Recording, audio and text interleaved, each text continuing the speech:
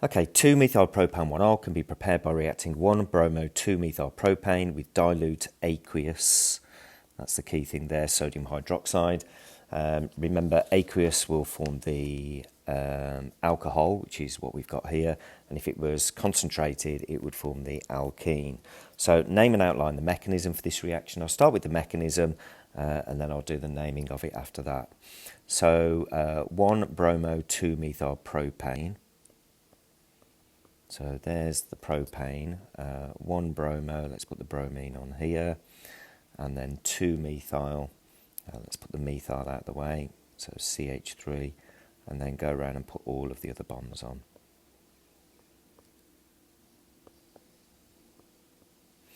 Okay, so the OH minus from the sodium hydroxide, there's a lone pair of electrons there.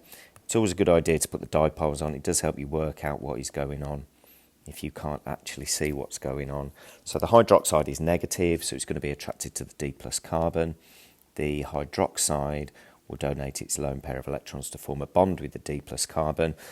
The electrons, the pair of electrons that are in the middle of the carbon-bromine bond will break and go to the bromine because that's the most electronegative and is already pulling on those electrons more than the carbon.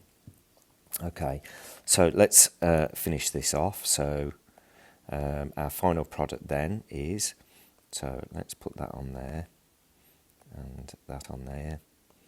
Everything else is the same here.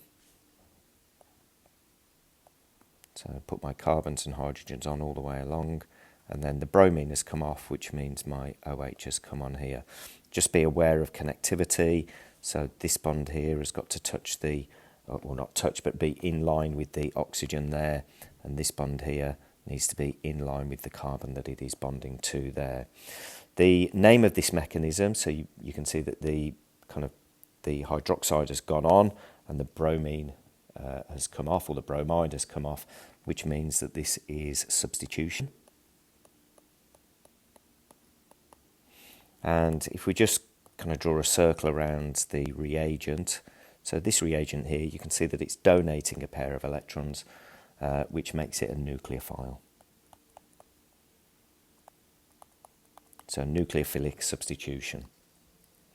Okay, so 1 mark for each curly arrow, 1 mark for nucleophilic substitution. Part B, when 2 centimetres cubed of 1-bromo-methylpropane was reacted with an excess of sodium hydroxide, 895 milligrams of 2-methylpropane-1-ol was made.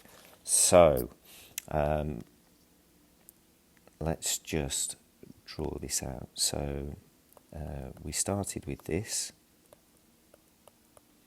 CH3, just so we can see it in terms of a proper reaction, and with the hydroxide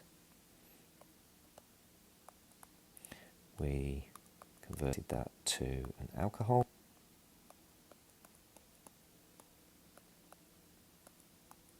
I'll just put this as a CH3. We started off with 2 centimetres cubed of this. It has an MR of 136.9, and we made 895 milligrams of this, which is 0.895 grams. So I need to work out, so this is my actual mass here. So what I need to work out here is my theoretical mass, the maximum amount that I could have made. Now, I'm only given a volume here, but I am given a density in the question. So I need to start by working out the mass of this. So mass is density times volume, so 2 times 1.26, and that gives me 0.0... sorry, let me just rub that out. I want to do it in stages here. So 2 times 1.26, I shouldn't have needed a calculator for that. That's 2.52 grams, and then the number of moles is mass divided by the MR, which I'm given in the question as 136.9. So divided by 136.9, which gives me 0.0184. 0.0184. So that is one of the marks. So it's a 1-to-1 ratio here, therefore the number of moles of this over here is going to be the same, so 0.0184. So I need to convert that to a mass, and this is the theoretical mass. This is the actual amount that I could have made if everything was perfect and I never lost anything at all. So that's moles, 0.0184, multiplied by the MR, and the MR of this is 74. You've given that in the question here as well, which gives you a mass of 1.36 grams. So I could have made 1.36 grams, but I didn't.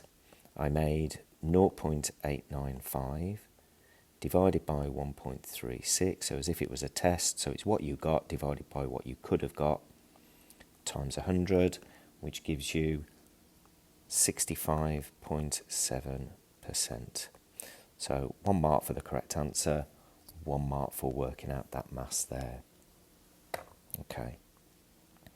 Part C, when 1-bromo-2-methyl propane reacts with hot concentrated, so we talked about this earlier, ethanolic potassium hydroxide, we get an alkene instead. Name the organic product and name the mechanism. So let's just go back and draw what we had here. So 1-bromo.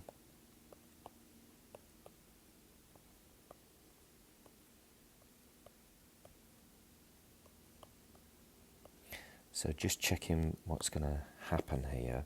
So this is the elimination reaction. So what comes off then? The bromine and an adjacent hydrogen, and there's only one adjacent hydrogen, and that's this one here. So those are going to come off. So let me rub those out. And the double bond is going to form in between those two carbons. So we're going to end up with that. So that is what our product is. In terms of naming it, so this is going to be carbon number 1, 2 and 3. And on carbon number 2 I've got a methyl, but the methyl cannot be anywhere else, so I don't need the 2 in this.